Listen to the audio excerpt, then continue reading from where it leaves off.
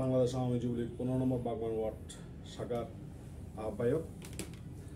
আমাদের পুরো রমজান মাসব্যাপী আমাদের কেন্দ্রীয় যুবলীগ ঘোষিত যে মানবিক কর্মকাণ্ডের অংশ হিসেবে আমরা পুরো রমজান মাসে মানবিক কাজকর্মের মধ্যে ছিলাম।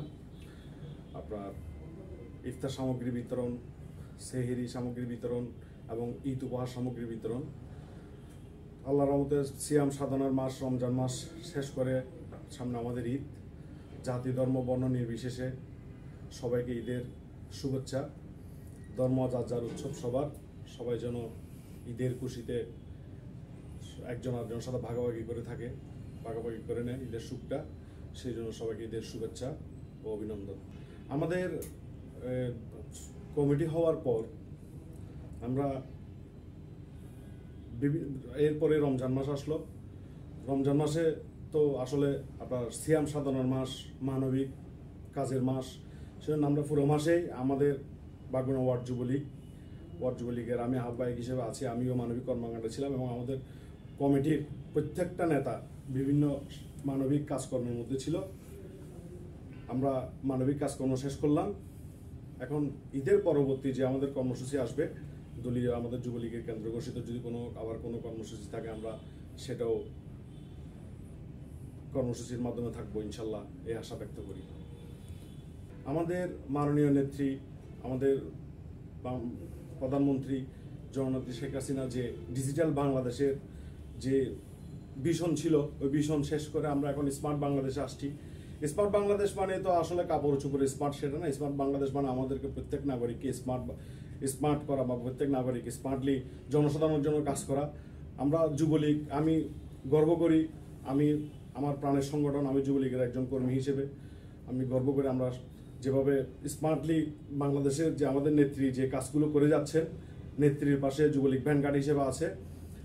আমাদের নেত্রীর যে উন্নয়নমূলক যে মেগা প্রকল্পগুলো দেখা যাবে এই ঈদে অনেকগুলো প্রকল্প খুলে দেওয়া হবে। এগুলোর সুফল বাংলাদেশের জনসাধারণ ভোগ করবে। কারণ আপনারা হয়তো দেখবেন যে প্রত্যেক ঈদে ট্রেনের টিকিট নিয়ে, বাসের টিকিট নিয়ে বিভিন্ন জনদুর্ভোগের সৃষ্টি হয়। আমরা আশা করি এই মেগা প্রকল্প কয়েকটা খুলে দেওয়ার পর এই ঈদে এরকম কোনো দুর্ভোগের জনসাধারণ পড়বে না।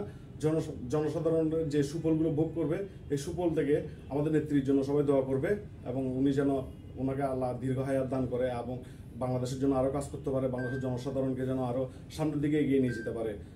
সবাই আমার নেত্রীর জন্য দোয়া করবেন, আমাদের জন্য দোয়া করবেন, যুবলীগের জন্য যেন আমরাও নেত্রীর ভ্যানগার্ড হিসেবে আমরাও এই কাজগুলো করে যেতে পারি ইনশাল্লাহ। আমরা অবশ্যই 100% গর্ববোধ করি। আমাদের নেত্রী কথায় না কাজে বিশ্বাসী, সেটা বাংলাদেশের জনসাধারণ দেখছে এবং আগামীতেও ইনশাল্লাহ দেখবে যে আমাদের জননেত্রী শেখ হাসিনাকে যে আবার বিপুল পরিমাণে ভোট দিয়ে মানুষ যে আবার যে ক্ষমতায় আনছে, এটার সুফল ইনশাল্লাহ আগামী 4-5 বছরের মধ্যে জনগণ আরও পাবে। যে বললাম একটা কথা, আমাদের নেত্রীর জন্য সবাই দোয়া করবেন, ওনাকে যেন আল্লাহ হায়াত দান করে। বাংলাদেশের প্রধানমন্ত্রী অনেকে আসছে, আবার অনেকে আসবে, কিন্তু বাংলাদেশের মানুষ জননেত্রী শেখ হাসিনার মতো প্রধানমন্ত্রী আর এই যুগে পাবে, এই জন্মে আর পাবে বলে আমার মনে হয় না। এই জন্য আমাদের নেত্রীর জন্য যেন সবাই দোয়া করে, এই আশা ব্যক্ত। সর্বশেষ এটাই বলতে চাই যে ঈদের ধর্ম যার যার উৎসব সবার, যে ঈদে যে সবাই ঈদের আনন্দ সবাই ভাগাভাগি করবে।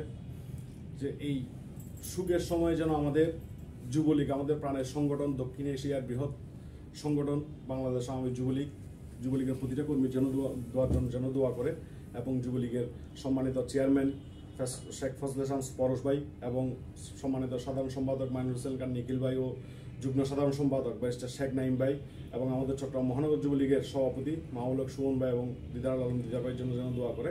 তারা যুবলীগকে যেভাবে সংগঠিত করে যাচ্ছে, সেই লক্ষ্যে যেন ওনারা আরও কাজ করতে পারে এবং সবাইকে ঈদের শুভেচ্ছা জানাই। আমাদের যুবলীগের জন্য সবাই দোয়া করবেন, যুবলীগ যেন জনসাধারণের পাশে সম্পৃক্ত হয়ে আরও সামনের দিকে এগিয়ে যেতে পারে, আর সুন্দরভাবে কাজ করতে পারে। সবাইকে ধন্যবাদ। আসসালামু আলাইকুম।